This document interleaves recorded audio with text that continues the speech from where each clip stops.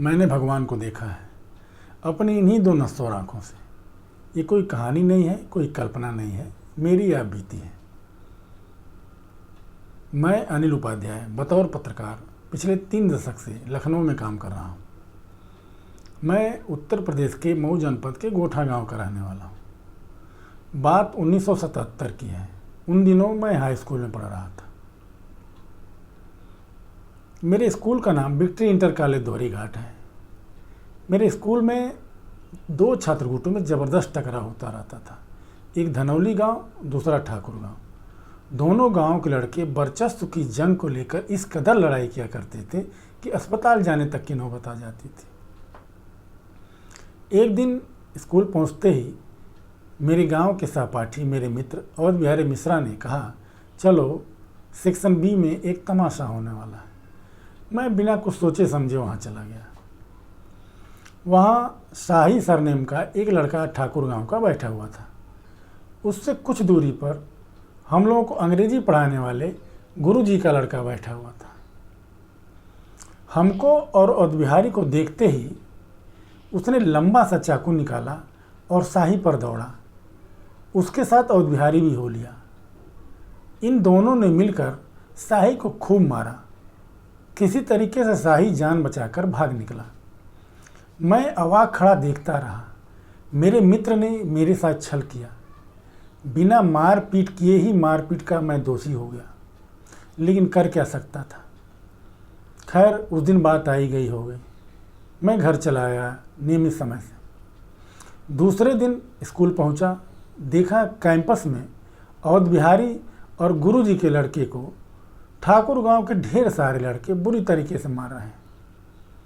मुझे देखते ही उन लोगों ने मुझको भी दौड़ाया। मैं भागा। भागते भागते मेरी पीठ पर 2-4 गुम्मे पड़े। मैं भागकर स्कूल के खेल मैदान के उस हिस्से में चला आया जहां धनौली गांव के लड़कों का वर्चस्व था। ठाकुर गांव के लड़के नहीं जाते थे। उस दिन आम के पेड़ के नीचे छाये में मैंने 4 बजे तक का समय बिताया और घर चला आया। तीसरे दिन मैं संकट में था, असमंजस में था। क्या करें क्या ना करें। स्कूल जाएं तो मारे जाएंगे, न जाएं तो पिताजी पूछेंगे। आखिर क्या बताएंगे। बिना मार पीट किए हुई कलंक ले गए अपने ऊपर। इस प्रकार का दोष आखिर मैं क्या कर सकता था। लेकिन स्कूल तो जाना ही पड़ेगा। तो मैं स्कूल चला। सीधे क्लासरूम में न जाकर मैं स्कूल के पीछे के हिस्से से पगडंडियों के रास्ते से धनौली गांव होते हुए खेल मैदान में पहुंचा। वहां फिर अंदर क्लासरूम में जाने की हिम्मत नहीं पड़ी तो पेड़ों के नीचे बैठकर समय बिताया 4 बजे तक का। फिर घर चला आया। इस तरह से ये लगभग रोज़ का काम हो गया। मैं सुबह घर से निकलता, शाम को 4 बजे वापस हो जाता। दिन भर आम के पेड़ों के नीचे बैठकर समय बिताता। लेकिन आखिर ये कब तक कर सकता था। 1 हफ्ता लगभग हो गया था। मेरी पढ़ाई छूट रही थी। हाई स्कूल बोर्ड की परीक्षा थी। सबसे बड़ी बात, अगर स्कूल के किसी टीचर ने मेरे पिताजी को बता दिया तो मैं क्या करूँगा। मैं क्या जवाब दूंगा कि मैं स्कूल क्यों नहीं जा रहा हूँ, क्लास क्यों नहीं अटेंड कर रहा हूँ। 8वें या 9वें दिन रहा होगा, सुबह सुबह मेरे मन में विचार आया कि क्यों ना मैं भी पिताजी की तरह पूजा करके स्कूल चलूं। मेरे पिताजी प्राइमरी स्कूल के मास्टर थे। वो माँ विंध्यवासिनी के भक्त थे, पूजा पाठ किया करते थे। वो कहा करते थे, अगर कोई रास्ता न सूझे तो सब भगवान पर छोड़ देना चाहिए, वही रास्ता सुझाएंगे। मेरे मन में यही विचार आया। मैं पूजा के कमरे में पहुंचा। माँ विंध्यवासिनी की मूर्ति के सामने हाथ जोड़कर नतमस्तक हो गया। या देवी सर्वभूतेषु शक्ति रूपेण संस्थिता नमस्तस्यै नमस्तस्यै नमस्तस्यै नमो नमः। हे माता, आज से मैं क्लास अटेंड करूंगा, मैं स्कूल जाऊंगा। मेरे साथ जो होगा वो आप देखिए। मैं कुछ नहीं करूंगा। सारी जिम्मेदारी आपके ऊपर। मैं स्वयं को आपके हवाले कर रहा हूं। ये प्रार्थना कर मैं पूजा कमरे से बाहर निकला। मेरे माता पिता मुझे देखकर मुस्कुराए। शायद उनको मेरा पूजा करना अच्छा लगा होगा। मैं स्कूल चला। मेरे घर से स्कूल की दूरी 3 किलोमीटर है, लेकिन आज वो 3 किलोमीटर की दूरी 30 कोस जैसी लग रही थी। समतल सड़क पहाड़ की चढ़ाई जैसी लग रही थी। खैर, सोच विचार करते मैं स्कूल के मेन गेट के पास पहुंचा। Main gate Ghazipur Gorakhpur highway पर पड़ता है। वहाँ ठाकुर गांव के ढेर सारे लड़के इधर उधर बैठे हुए थे। मुझे देखते ही उन लोगों ने घेर लिया, चारों तरफ से घेरा बना लिया। फिल्मी स्टाइल में चारों तरफ से घेरा बनाने के बाद किसी के हाथ में चाकू दिखा, किसी के हाथ में डंडा, पत्थर, साइकिल की चेन, तमाम प्रकार की चीज़ें दिखाई देने लगी। मैं अकेला निहत्था था। मेरे हाथ में 2 कॉपी 1 किताब थी। मैं क्या कर सकता था। ठाकुर गांव के लड़कों ने पूरा घेरा बना करके मेरी तरफ बढ़ना शुरू किया। गाली गलौज का दौर शुरू हो गया।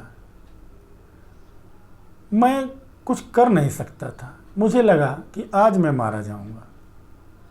मैंने आंखें फिर बंद कर ली, माता का ध्यान दिया।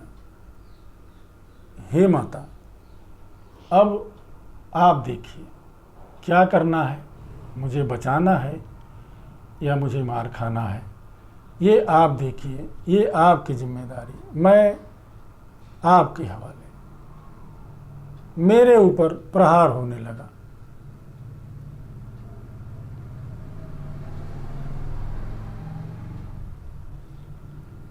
चारों तरफ से मारने लगे। मैंने कोई प्रतिरोध नहीं किया। इसी बीच एक आवाज़ आई, बहुत तेज आवाज़, रुक जाओ, कोई नहीं मारेगा। अब अगर किसी ने मारा तो मुझसे बुरा कोई ना होगा। मारपीट करने वाले हाथ रुक गए। मुझे लगा माँ विंध्यवासिनी प्रकट हो गई है मेरी रक्षा के लिए। मेरी आंखें भर आई। मैं रोने लगा। आंखों से आंसू की धारा निकल गई। फिर अचानक आवाज आई, आंखें खोलिए महाराज, अब कुछ नहीं होगा। मैंने आंखें खोली, देखा मेरे सामने विवेक सिंह खड़े थे। विवेक सिंह मुझसे 2 साल सीनियर थे। मेरे गांव के लोहरपुरवा मजरे के रहने वाले थे। विवेक सिंह का चेहरा देखते ही मुझे उसमें माता विंध्यवासिनी की छवि नजर आने लगी। मैं एक बार फिर नतमस्तक हो गया, प्रणाम किया। विवेक ने कहा, अब आपको कोई कुछ नहीं कहेगा, आप निश्चित होकर पढ़ाई करिए। विवेक सिंह ने सबसे हाथ मिलवाया। सभी लोगों ने मुझसे क्षमा मांगी और हम लोग क्लास में चले गए। इस तरह मुझे भगवान के दर्शन हुए, माँ विंध्यवासिनी के दर्शन हुए। मैंने साक्षात विवेक के रूप में माँ विंध्यवासिनी को देखा था। आप भी भगवान को देख सकते हैं, बस शर्त इतनी है कि समर्पण करना होगा, भरोसा करना होगा। भरोसा वो भी द्रौपदी की तरह।